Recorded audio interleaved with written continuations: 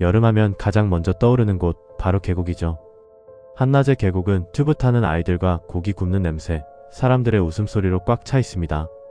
하지만 해가 지고 어둠이 내려앉으면 그 시끄럽던 계곡은 전혀 다른 얼굴을 드러내곤 합니다.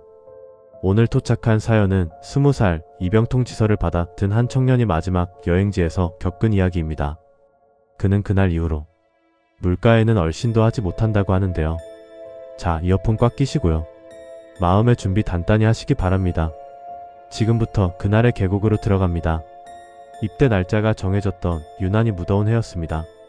군대 가기 전 마지막 추억이라도 남겨보자며 저는 고등학교 절친인 진욱이, 민수, 이렇게 셋이서 강원도 인제로 1박 2일 여행을 떠났습니다. 새벽같이 출발했지만 휴가철 도로는 주차장을 방불케 했고 유명하다는 계곡은 이미 사람들로 발 디딜 틈조차 없었죠. 찜통 같은 차 안에서 7시간을 갇혀있다 보니 즐거움은커녕 짜증만 치솟더군요. 아, 다 관두고 그냥 집에 갈까 싶던 찰나 저희는 우연히 산을 조금 더 거슬러 올라간 곳에서 거짓말처럼 한적한 계곡을 발견했습니다. 물은 바닥이 훤히 보일 정도로 맑았고 주변은 고요했습니다. 저희는 마치 구세주라도 만난 듯 환호성을 지르며 짐을 풀기 시작했죠. 그런데 그 순간이었습니다. 야, 여기 말고 딴 데 가자. 짐을 내리던 진욱이가 굳은 표정으로 말했습니다. 물도 별로고 그늘도 없고 영 별로야. 그냥 내려가자. 저와 민수는 황당해서 서로를 쳐다봤습니다. 진욱이는 학교 다닐 때부터 선비라고 불릴 만큼 늘 얌전하고 신중한 친구였거든요. 그런 애가 다짜고짜 고집을 부리니 이상하긴 했습니다. 하지만 이미 날은 저물어가고 다른 곳은 만석이었잖아요. 결국 저희의 성화에 못 이겨 진욱이는 깊은 한숨을 내쉬며 아주 진지하게 당부했습니다. 좋아, 대신 약속 하나만 해. 저기 저 검게 보이는 깊은 물에는 절대 들어가지 마. 장난도 치지 말고, 알았지? 저희는 대수롭지 않게 그래 알았다니까 하며 건성으로 고개를 끄덕이곤 옷을 벗어 던지고 계곡으로 뛰어들었습니다. 얼음장 같은 계곡물에 몸을 담그니 그 지독했던 더위가 씻은 듯이 사라졌습니다. 정말 천국이 따로 없었죠. 저와 민수는 물개처럼 신나게 놀았지만 진욱이는 약속대로 물에는 발끝 하나 담그지 않았습니다. 그저 계곡 가장자리 바위에 앉아 뭔가 감시하듯 불안한 눈으로 주변을 두리번거릴 뿐이었죠.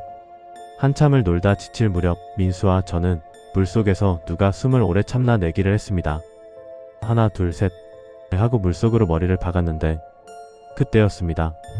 다리 사이로 거뭇한 무언가가 쓱 하고 지나가는 게 보였습니다. 처음엔 해초인가 싶었어요.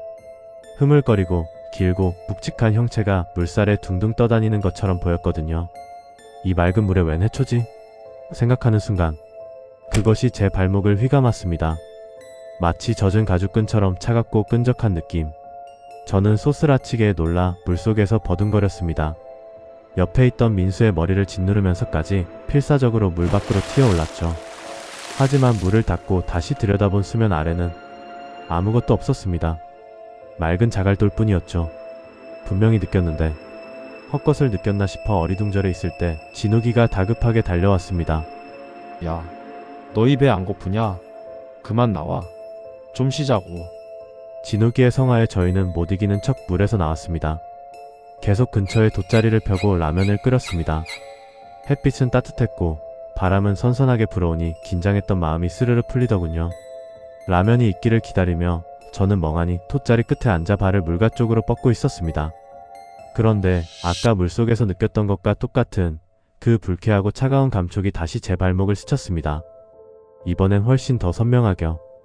너무 놀란 저는 발목을 확인하려고 손을 뻗었습니다. 그리고 제 손끝에 닿은 건 사람의 손이었습니다. 아주 차갑고 물기에 퉁퉁 불어 터진 미끈거리는 손이요. 비명을 지를 틈도 없었습니다. 어둠 속에서 무언가가 제 발목을 확 낚아챘고 저는 그대로 물속으로 처박혔습니다. 버둥거리며 손을 휘저었지만 누군가 밑에서 작정하고 당기는 듯 엄청난 힘이 저를 깊은 곳으로 끌고 들어갔습니다. 점점 숨이 가빠오고 눈앞이 캄캄해지며 아, 이렇게 죽는구나 싶던 그때 진욱이었습니다. 진욱이가 달려와 제 팔을 붙잡고 정말이지 짐승 같은 힘으로 저를 물 밖으로 끄집어냈습니다. 저는 물가에 널브러져 물을 토해냈고 친구들은 사색이 되어 저를 살폈죠. 겨우 숨을 고르고 나서 제가 말했습니다. 야, 나 뭔가 봤어. 물속에서 누가. 그만. 더 얘기하지 마. 일단 텐트로 가자. 진욱이는 제 말을 거칠게 막으며 서둘러 자리를 정리했습니다.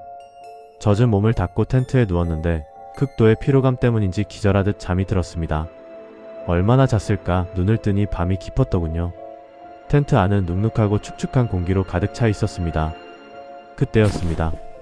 야, 나 민수야. 문 좀 열어봐. 민수였습니다. 그런데 순간 낮에 진욱이가 했던 말이 뇌리를 스쳤습니다. 우리 중 누가 오더라도 절대로 내 손으로 문 열어주지 마라. 그 경고가 귓가에 맴돌아 망설이고 있는데 밖에서 다시 재촉하는 소리가 들렸습니다. 야, 얼른 열어봐. 문 좀 열라고. 그런데 목소리가 이상했습니다. 민수라기엔 너무 거칠고 화가 난 듯, 혹은 울먹이는 듯하면서 묘하게 물기가 섞인 듯한, 마치 울음을 삼키며 화를 내는 듯한 목소리. 저는 떨리는 손으로 텐트 방충망 틈 사이를 살짝 들여다봤습니다. 거기 서 있는 건 민수가 아니었습니다. 젖은 머리카락에 얼굴을 온통 뒤덮고 낡고해진 원피스를 입은 여자. 온몸에서 물이 뚝뚝 떨어지는 그 여자가 제 텐트 바로 앞에 서 있었습니다. 그 여자는 고장난 라디오처럼 똑같은 말을 반복하고 있었어요. 그건 여자 목소리도 아이 목소리도 아닌 성대가 찢어진 듯 쇳소리가 섞인 기괴한 음성이었습니다. 심장이 쿵하고 내려앉아 숨도 쉴 수 없었습니다. 그때 여자가 제 시선을 느낀 걸까요? 성큼성큼 텐트 앞으로 다가오더니 텐트 천을 잡고 미친 듯이 비틀기 시작했습니다.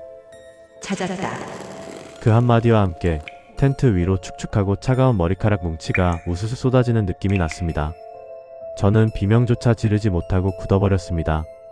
텐트 바닥으로 서서히 물이 스며들어오고 차가운 냉기가 발목을 타고 올라왔습니다.